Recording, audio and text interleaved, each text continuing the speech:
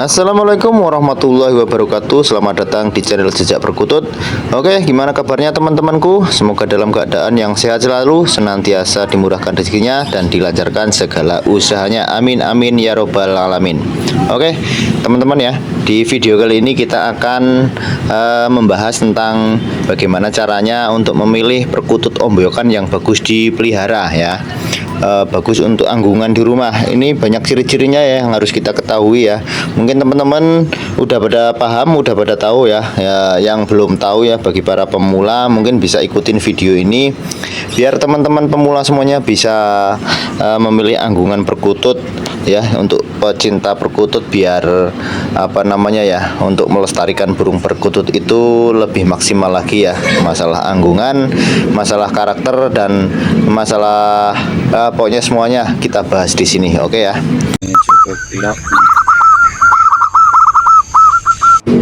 Oke teman-teman, kita langsung ke tema ya. Untuk memilih burung perkutut ombyokan yang ada di pasaran biasanya itu gampang-gampang susah ya.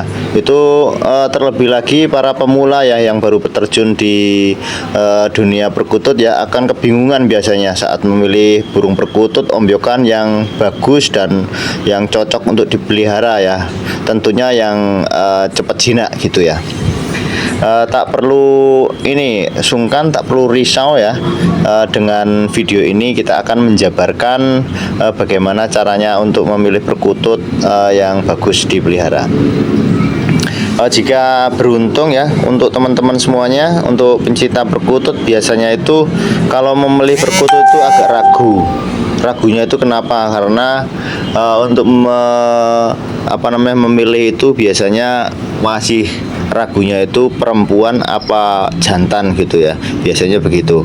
Ada di sini juga ada perkutut jantan, ada perkutut betina itu yang gacor juga ada ya, tapi terutama biasanya kalau untuk anggungan itu diutamakan yang jantan ya. Untuk ciri-cirinya, kalau jantan itu sendiri ya biasanya itu mempunyai kepala itu yang agak besar, dan untuk betina itu kepalanya kecil ya. Dan untuk yang lain-lain, yang bodinya itu biasanya kalau yang jantan itu gede, yang betina itu lebih kecil. Nah itu yang gampangannya aja ya, kalau dilihat dari sepintas saja ya diombyokan. Biasanya kan kalau diombyokan tuh banyak gitu ya di kandang-kandang seperti ini.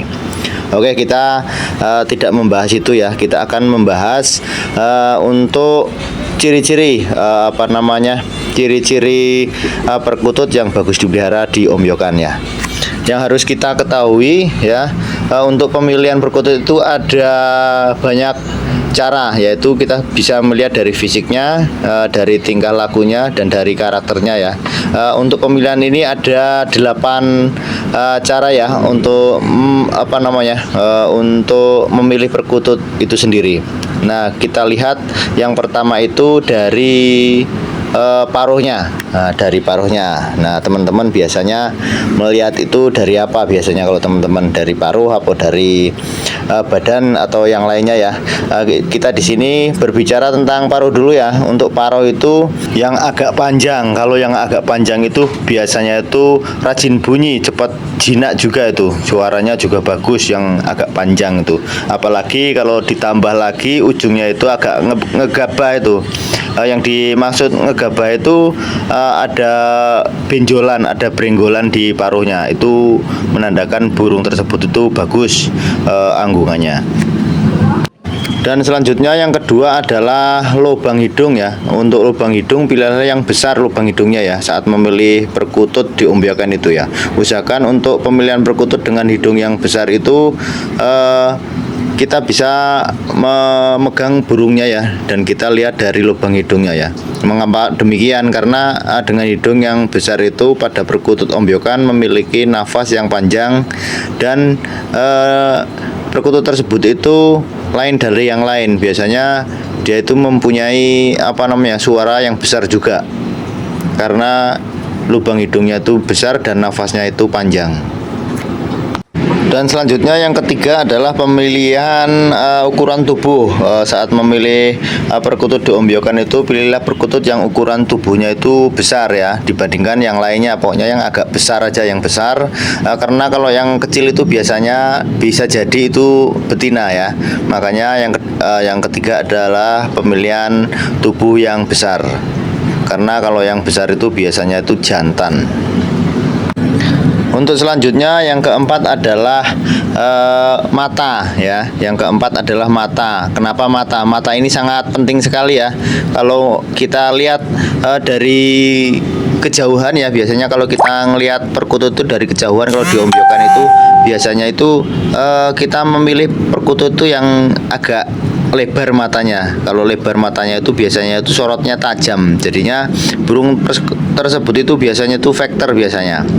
Karena sorot matanya itu tajam ya, dibandingkan yang lainnya. Jangan yang agak sayu-sayu ya. Kalau sayu-sayu biasanya juga betina seperti itu. Kalau yang jantan biasanya itu matanya melototan dan tajam itu. Biasanya kalau di alam liarnya dia itu awas ya, awas mengawasi perkutut-perkutut yang lain. Jadinya dia istilahnya di alam itu jadi jagoan ya, kalau yang matanya tajam itu. Dan biasanya untuk perkutut yang matanya besar dan sorot matanya tajam itu, dia itu untuk dipelihara itu cepat jinak, cepat manggung ya, dan anggungannya itu juga biasanya bagus. Dan untuk selanjutnya yang kelima adalah pemilihan untuk leher. Leher perkutut itu biasanya sering diabaikan ya, apalagi warna corak atau lurik ya. Biasanya kan warna leher itu atau lehernya itu enggak dipilih, istilahnya enggak dipilih, itu kita abaikan biasanya dari situ. Makanya untuk pemilihan perkutut itu yang bagus itu dari leher harus kita perhatikan.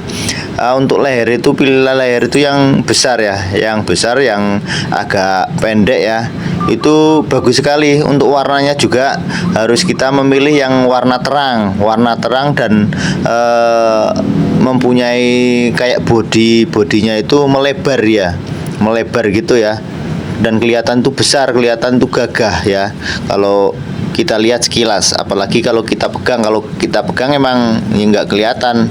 Kalau kita awasi aja ya di tempat ombyokan itu kelihatan kalau yang mempunyai leher agak besar, itu menandakan burung tersebut itu kuat tuh, mentalnya itu bagus. Dan untuk selanjutnya yang keenam adalah pemilihan untuk bagian ekor. Nah ini sangat penting sekali. Biasanya teman-teman tuh melupakan untuk bagian ekornya biasanya. Makanya kalau beli perkutut tuh dibiasakan yang ekornya itu ada ya, jangan yang bukung kayak gitu ya. Kalau yang bukung itu kita menilainya itu susah. Kalau yang masih utuh ya bulunya itu kita gampang menilainya. Karena ekor itu sangat penting sekali, karena ekor tersebut itu memiliki karakter di situ. Kalau burung perkutut bukung kita nggak bisa memprediksinya, tapi kalau ekor itu kita bisa memprediksinya. Yaitu contohnya aja ya, contohnya kalau ekornya itu masih utuh, biasanya kalau ada perkutut itu yang ekor 9, 10, 11, 12 helai gitu ya, untuk bulunya itu menandakan perkutut tersebut tuh mempunyai katuranggan seperti itu. Makanya kalau bisa pemilihan perkutut itu ekornya itu harus ada kalau diombyokan. Jadi kita bisa menilainya itu ada katurangganya atau tidak gitu ya. Untuk pemilihan perkutut pada ekornya sendiri ya, yang bagus itu yang agak panjang. Kenapa yang agak panjang? Kalau yang agak panjang itu biasanya itu dia cepat jinak, semakin panjang ekornya itu dia mudah jinak. Dipeliharanya juga gampang ya, dibandingkan itu yang pendek ya, begitu ya. Soalnya kalau yang pendek itu biasanya itu juga identik dengan betina, begitu ya. Itu untuk perkutut. Dan untuk selanjutnya yang ketujuh adalah pemilihan pada lurik perkutut. Nah, ini sangat penting sekali.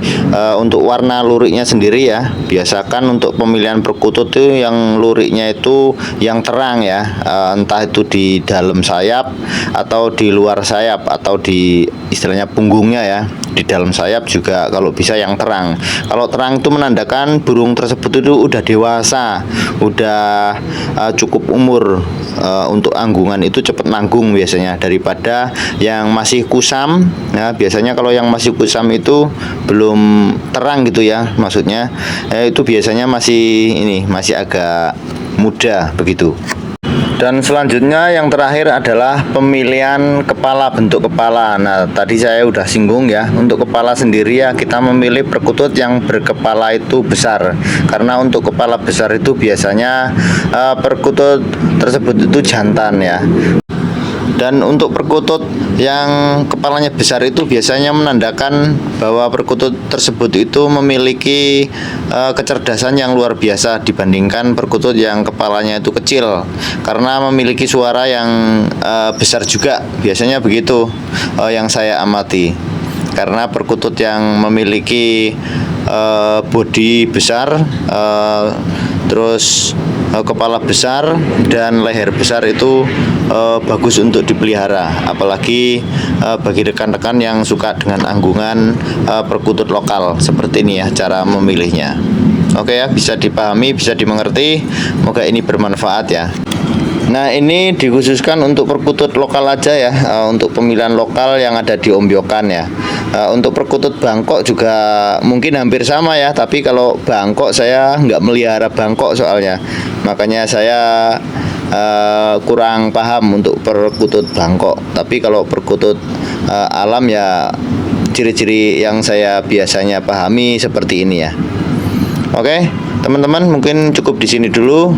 Semoga video ini bermanfaat, menjadi gambaran, menjadi referensi bagi teman-temanku semuanya, pemula khususnya.